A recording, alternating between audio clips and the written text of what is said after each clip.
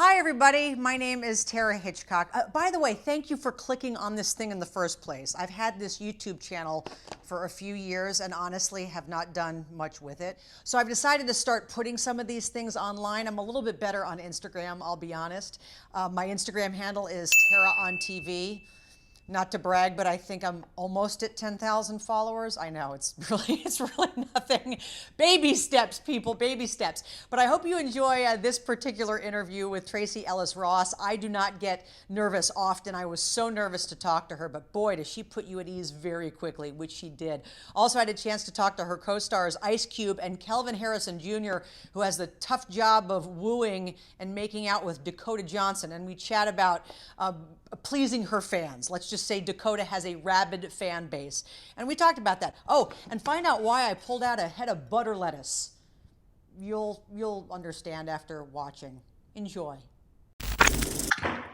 Dying right now. How do you look this gorgeous in the middle of a pandemic in your living room or your couch? I can't see where you are. How do you look like this? What's happening? Who did your hair?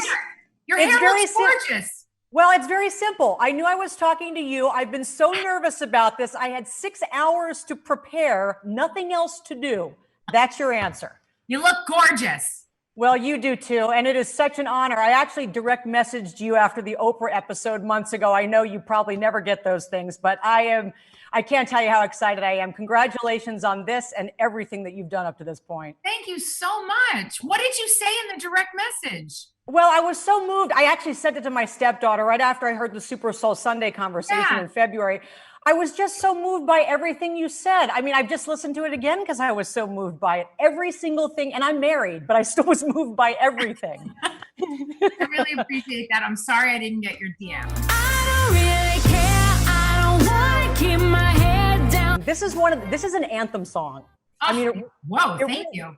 It really is. I've been listening to it all morning. I just want to love myself, love myself. Up to this point, what has been your anthem song? Oh, goodness. I don't know that I have an anthem song. Oh my God, the first thing that popped into my head was happy birthday because I love getting older. Right. I love, I feel like I just get better with time, and I think all of us do. And it's one of the reasons it was so joyful for me to do this movie and to play a woman that was a woman, and that she herself wasn't having any issue with her age, despite everybody else's idea of what she should be doing. And I just love the message of that no matter where you are in your life, you can continue to pursue your dreams and be who you are. And there's a lot, it's such perfect timing for this, I think, for a couple reasons. One, I don't know if you could have done this thing a few years ago based on everything that you've shared with us about your journey. It is the perfect time for you personally to have taken on this role, but also in this time that we're in, there's that closet scene where you're getting rid of things that don't spark joy. We've all done that during this quarantine. Yeah. What have you gotten rid of that just doesn't spark joy anymore? Oh, goodness. I think, honestly, that's a great question. I would say a point of view. Pre-pandemic, there was a lot of work hard, work smart, like take care of yourself, but there was a pace that was happening. And it's been really lovely to discard that during this time. And I hate that it takes something like this to connect us and tether us back to our humanity. But during this time, I really have been able, I think all of us, to kind of really remember what's important. Remember to be easy, to be joyful, to be compassionate, to remember how connected we all are, even when we can't touch each other, And so I would say I have discarded a point of view and an attitude. Keeping in your closet for a second, I know you've talked before about you used to steal things from your mom's closet. Has there been anything that you found recently that you stole from her years ago and you'd kind of forgotten about, and all of a sudden you see it again? And I think there's tons. My closet is filled with things from my mother. And I will say that, that's been also really fun, rediscovering the closet. I mean, this is the very old top that I used to love, and not purchasing new things to fill that void that we constantly are like, I don't know, I got all these clothes and nothing to wear. All of a sudden, somehow things feel new again. Well, not only that, I've been wearing the same pants for about 2 months, but I have changed up tops a little bit, and they're all in my closet. So I feel the same exact way. I put jeans on today and I'm regretting it because they're not comfortable.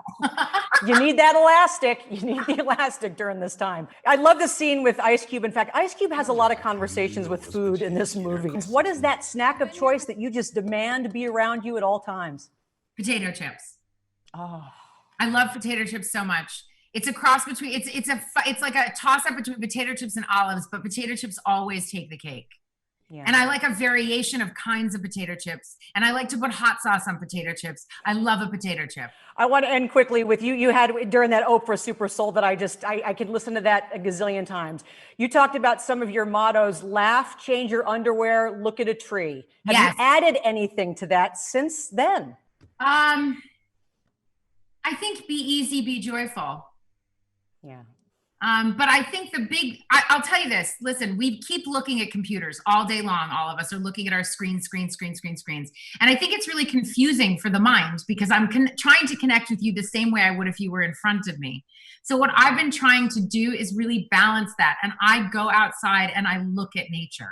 I literally just study it like I'm curious, and I let my eyes kind of take, because it's something that's real. It's something that, I have this beautiful fiddle leaf fig that sits by my computer, so that I can really look at something that is, not man-made for a moment. And so I encourage everybody to do that, to where you can, when you can, how you can, even if it's looking at a flower or a piece of lettuce, for God's sakes. I can see the greenery, but sadly, I do have the man-made crap in the house. So There's nothing wrong with that. it's not the same, though. You're right. Tracee, congratulations. I hope to meet you in person one day, and I don't care. I'll have gloves on, a mask, whatever. I'm going to give you a big hug. I can't wait. You do my job and you do yours, which is get her coffee, Kleenex, Kotex, and whatever else the hell we've been paying you to do for the last 6 months. The first question, it's probably an obvious one. Did you pull from any of your actual managers for the role of Jack?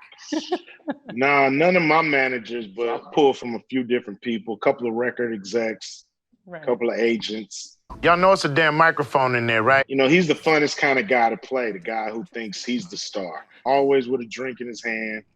He's dressed like he's going to the Grammys every day. So it's pretty cool to play a guy like that. You know what? Have you ever seen a manager pull a red vine from their client? Never seen that one. Never seen that one. But I have seen managers who are pretty, pretty hardcore about their 20% or 10% or whatever they get. That's the most important thing that has to get handled first. Damn, the girl still give me goosebumps. Who's that performer for you that years later still gives you goosebumps?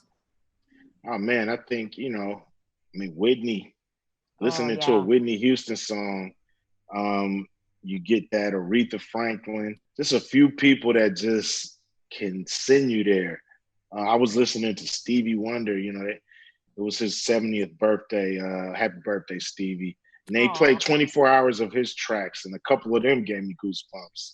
So it's a few people out there that's just amazing. It's interesting. When James Ingram passed, I did the same thing, listened to him all day long, and I'm like, man, he just still gives me goosebumps. I mean, she's an icon. It's the dream job. Is there a dream job that you never had that you still wish you had? Oh, man, I wanted to be the ball boy for the Lakers. I thought that was like the best job a youngster could have, being a ball boy for the Lakers. So that was like one of my dream jobs, besides doing what I'm doing. It's like it could be, get no better than this. But that was it. Well, listen, congratulations. At least you got good seats to the games when you want to go, and I can't wait for the NBA to come back. I can't wait either. I can't wait.